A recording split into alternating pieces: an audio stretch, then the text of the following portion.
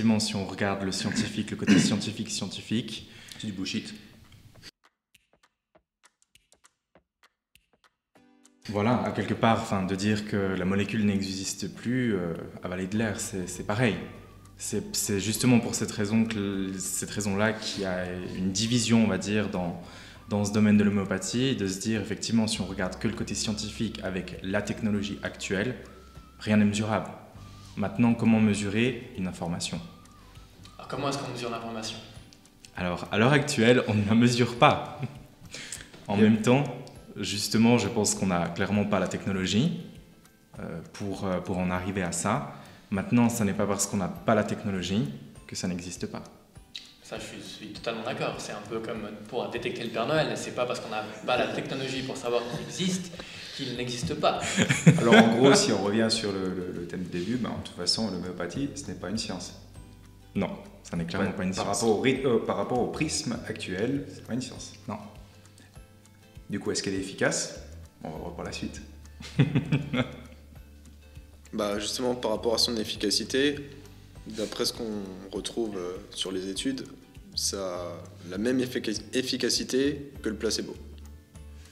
Ce qui est déjà très bien. Ce qui est cool, c'est qu'on vient de voir le placebo maintenant Ah oui, en cours. Oui, on l'a vu cet après-midi, où on nous a clairement informé que l'effet placebo est là tous les jours. Du coup, on peut faire un petit résumé rapide, mais très très très simple, de ce qu'est un effet placebo. Est-ce qu'il y a un qui veut se lancer sur juste un résumé à toi ultra l'honneur. rapide? À moi l'honneur. Ultra rapide. L'effet placebo, c'est un effet positif d'une substance qui, à la base, n'aurait aucun effet désiré.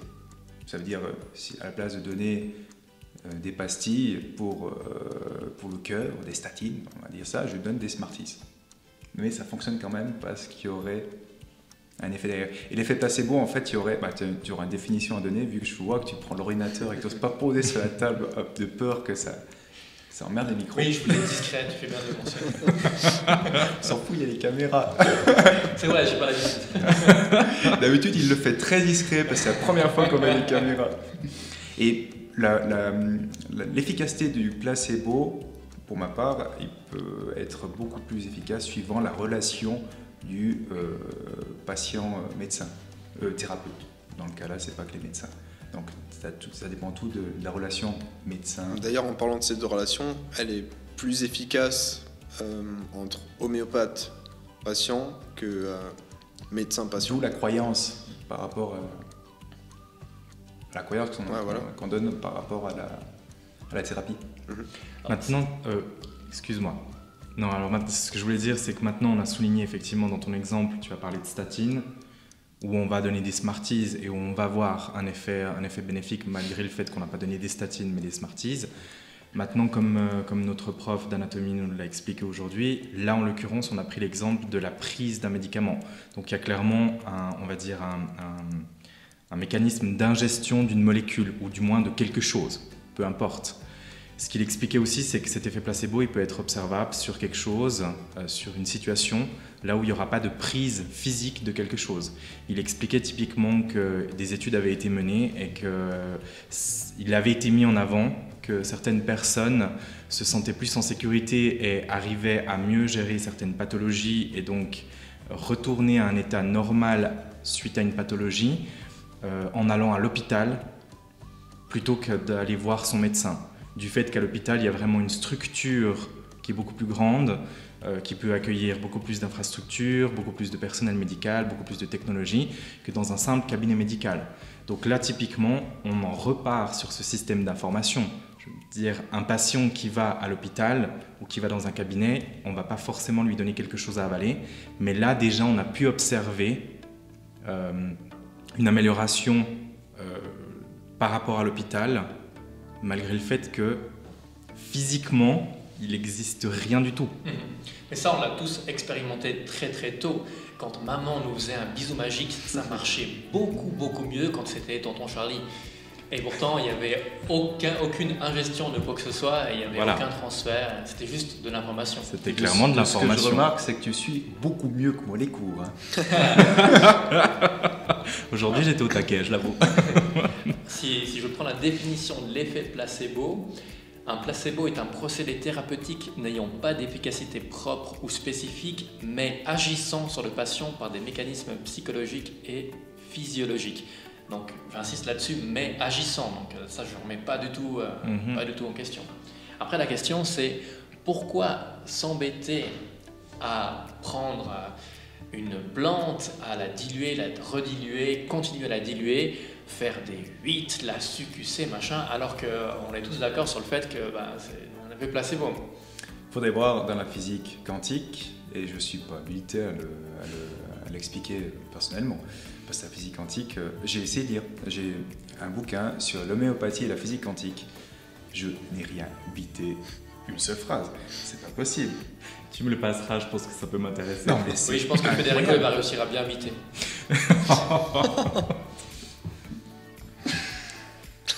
Poursuivant. Puisqu'on parle de physique quantique et de ce genre de mesures, on a eu quelques cours qui permettaient de tout mesurer, si tu te souviens, Pierre.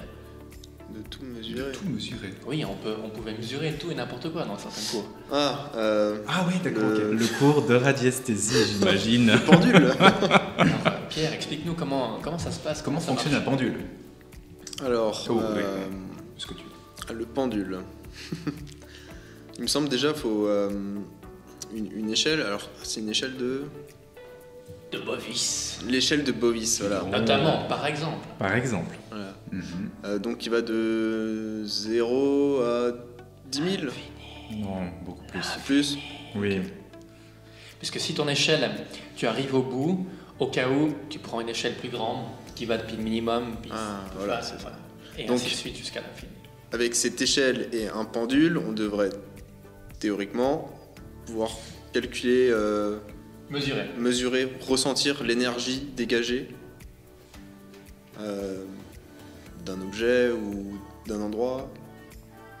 Federico, qui est spécialiste en pendule, va pouvoir répondre à ces questions. Alors oui, effectivement, ça fait une dizaine d'années que j'utilise le pendule dans ma thérapie ou dans mes recherches. Effectivement, le pendule est utilisé et se base sur un système d'oscillation, c'est-à-dire qu'il est supposé pouvoir capter des vibrations. Et donc effectivement, quand on regarde par exemple cette table, effectivement c'est physique, c'est compact, mais si on la passe au microscope, on va pouvoir observer des atomes et tout le monde sait que les atomes bougent. Donc il y aurait, malgré une condensation de la matière, si on va vraiment dans l'agrandissement ou le grossissement à l'aide de microscope, on peut voir que la table, à quelque part, elle bouge, elle vibre. Et c'est effectivement la croyance de ceux qui utilisent le pendule, c'est-à-dire que le pendule a cette capacité de pouvoir capter certaines vibrations. Donc oui, effectivement, on pourrait prendre de l'homéopathie et calculer, ou du moins mesurer, à combien d'unités bovis l'homéopathie va vibrer. Avant, tu parlais de système d'information. Est-ce que tu pourrais détecter, mesurer cette information à l'aide de ce système-là? Moi, je dirais que oui. Maintenant, ça n'engage que moi. On est là pour ça, non, mais totalement. Moi, je pense qu'effectivement, c'est un moyen qui est à notre disposition. Maintenant, scientifiquement parlant, c'est effectivement compliqué de faire valider cette manière de procéder, on dira. Mais après, effectivement, la radiesthésie, ça date pas d'hier. C'est très, très ancien. Et moi, j'imagine, c'est un peu ce que ma manière d'observer, c'est qu'effectivement, l'être humain, il y a des années et des années et des années en arrière, on était beaucoup plus proche de la nature, beaucoup plus proche de soi-même, c'est-à-dire à l'écoute de soi, de son corps, des choses comme ça. Il y a effectivement dans notre société, on va dire, une déconnexion de ce genre de ressenti à quelque part. Et effectivement, c'est pas quelque chose qui est tangible, c'est pas quelque chose qui est matériel, et on est tous différents les uns des autres, et j'imagine qu'il existe des différences de sensibilité. Mais effectivement, j'imagine que certains ont peut-être potentiellement cette capacité de pouvoir mesurer l'information. Alors, par rapport à cette sensibilité perdue et ce travail sur soi qu'on a un peu perdu, je vous propose de rebondir un petit peu sur qu'est-ce qui est bien dans l'homéopathie, parce que moi j'ai beaucoup de choses à dire aussi de bien par rapport à cette thérapie. Je ne sais pas Yannick si tu es d'accord qu'on parte là-dessus. Entièrement. Alors, Entièrement. Pierre, qu'est-ce que tu penses qui est bien dans l'homéopathie? J'en reviens encore une fois à l'histoire de la saignée un peu, quoi. Il y a des méthodes qu'on utilise encore actuellement dans l'allopathie qui sont peut-être dangereuses et qu'en utilisant l'homéopathie de l'autre côté, c'est peut-être plus safe pour la personne d'utiliser ça. Même si c'est du bullshit, quoi. Quelque part, même si mieux ça reste vaut un effet avaler placebo, quoi. du sucre qu'une molécule de synthèse ou fabriquée en laboratoire. Un bisou magique, ça n'a jamais fait de mal à qui que ce soit, mais ça n'a jamais guéri personne non plus. Mais c'est sûr que faire du mal, ça ne fait pas. Ça, je suis d'accord. Hein. Et vu que l'effet placebo, on sait qu'il marche, donc techniquement, chez certaines personnes, ça marche. Donc, pour moi, c'est pas une raison d'arrêter d'utiliser ça si on y croit. Alors, pour moi, le plus gros point, c'est le temps que l'on prend, la différence de temps que l'on prend entre un traitement homéopathique et puis un entraînement. C'est un coach sportif qui revient. Ouais. Et un traitement, on va dire, allopathique. Il y a une grosse différence maintenant. Les médecins, surtout les généralistes, ils sont bourrés de travail, ils n'ont plus tellement le temps. C'est même pas eux qui vous font la prise de sang, par exemple, pour donner un exemple.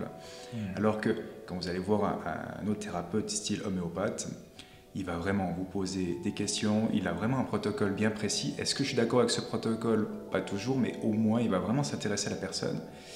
La personne, elle va voir l'intérêt de son thérapeute. Et du coup, je pense que ça a un immense pouvoir pour la guérison de la personne. Le plus important, ça reste l'intention. Et l'intention de l'homéopathe, pour moi, elle sera toujours bonne. Pas ceux qui fabriquent les sucres, parce que derrière, quand on voit le prix de l'océococcinum et puis on voit que c'est du foie de bœuf ou je ne sais plus ce que c'est comme foie. Du foie de canard. Foie de canard, merci. Foie de volaille ou foie de canard. Foie de volaille à la base. Et puis, vu que c'est dilué, c'est un peu chéro de voir des 15-20 euros dessus. Je vois en euros parce que j'ai vu une émission là-dessus.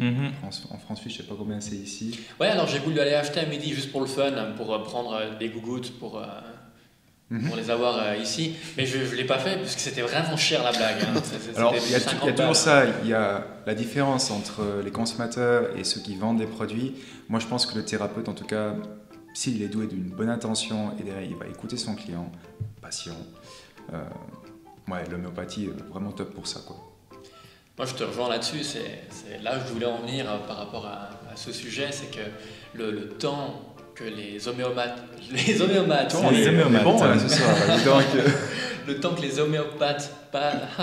passent avec les gens qui les accompagnent, c'est vraiment impressionnant. Ils sont vraiment à leur écoute.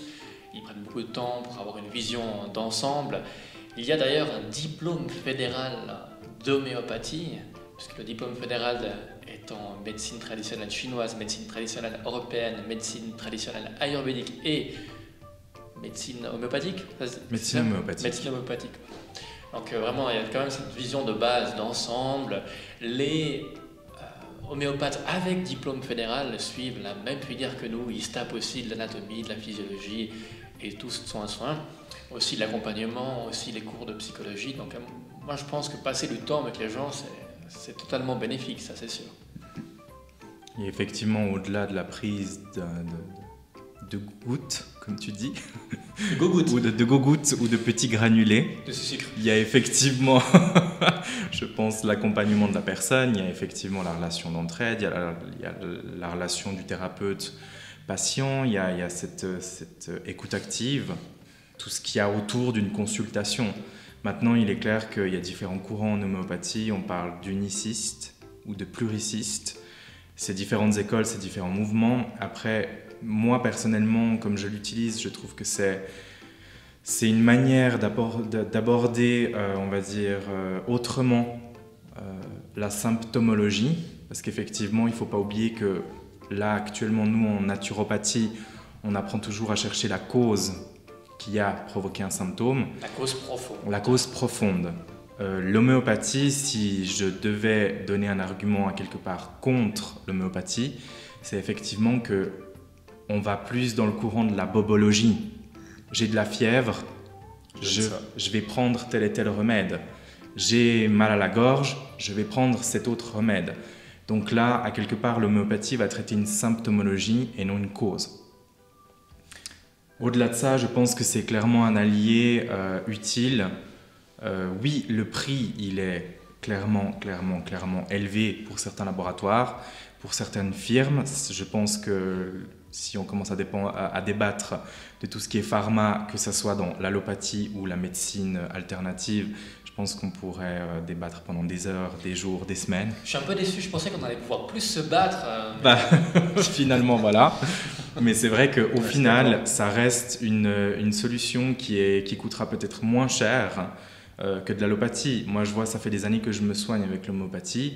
À chaque fois que j'ai un petit rhume ou une petite grippe, il y a 2 remèdes que je prends en priorité.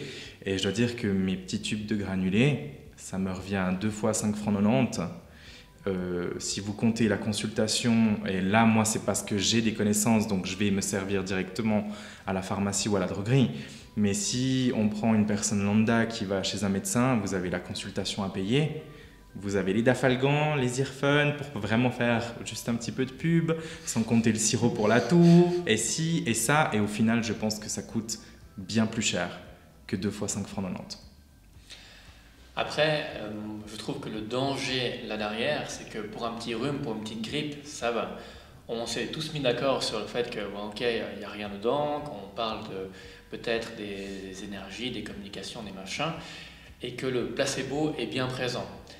Mais lorsqu'on parle de placebo, ça va sur quelque chose qui passerait de toute façon sans rien faire. Ton cancer de la prostate, il n'est pas trop au courant du placebo. Là, le placebo, ça ne marche plus. Il n'y a personne qui est d'accord là-dessus.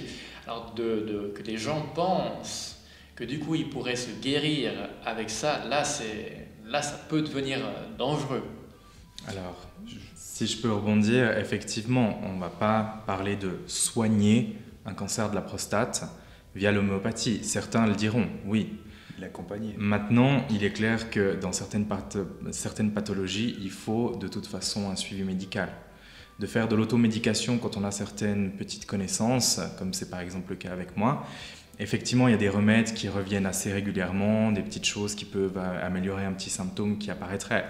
Maintenant, j'imagine que du fait qu'en Suisse, on en arrive à un diplôme fédéral, donc une formation en 4 ans, sans compter les 7 sessions d'examens fédéraux, rien que pour l'homéopathie, j'imagine qu'il y a toute une connaissance là derrière que moi personnellement je n'ai pas pour pouvoir accompagner des pathologies peut-être un peu plus graves. Maintenant, effectivement, ça reste un système alternatif qui doit être pris avec précaution. Il faut faire attention, surtout en automédication. Parce que clairement, moi, j'ai connu des personnes qui se sont amusées à prendre des dilutions homéopathiques très vibratoires, donc très élevées. Elles ont pratiquement toutes été mal pendant une semaine. Donc, alors c'est pour ça que je voulais prendre des petits trucs d'homéopathie à midi, parce que je voulais m'envoyer cul sec ici devant les caméras, mais je me suis dit que pour 50 balles ça faisait un petit peu cher, et surtout que j'aurais pu acheter un truc à 50 balles et comme je m'y connais pas du tout, tu m'aurais dit derrière non mais avec ça tu risquais rien de toute façon. Donc alors j'aimerais que tu me conseilles sur quelque chose qui est extrêmement dangereux. Qui est extrêmement dangereux, non, je mettrai pas en avant un truc. Ok, alors je vais chercher ça tout seul. Je te le dis. On fera une petite séquence où je vais m'enfiler ça. Vous allez voir, ça va être... Je te le dirai hors caméra et hors enregistrement. Ok, d'accord. Pour éviter que les gens le fassent à la maison, parce que j'aimerais pas être embarqué dans une histoire de responsabilité ou je ne sais quoi. Très bien, très bien. Alors ok, c'est bon. On va avoir des conseils de quelqu'un pour pouvoir me dégoter un petit cocktail et un petit cocktail, carrément. Petit shot. Je décline toute responsabilité. L'assimilation est plus rapide ailleurs que par la bouche. Ah non, ça, j'ai rien vu à ce sujet-là. Il y a des crèmes, ça on l'a peut-être pas mentionné, il y a des crèmes homéopathiques. Il y a des crèmes à base d'homéopathie, oui. La crème la plus connue, c'est par exemple le gel à l'arnica. Vous retrouvez de l'homéopathie à l'intérieur du gel, oui. Bah, il y a les suppos aussi, c'est de l'homéopathie, non? Ça existe vraiment en suppos? Alors, aucune idée, je ne saurais pas Il dire. me semble que si. Je sais que ça existe en dilution, donc en gouttes. Je sais que ça existe en forme de granulé.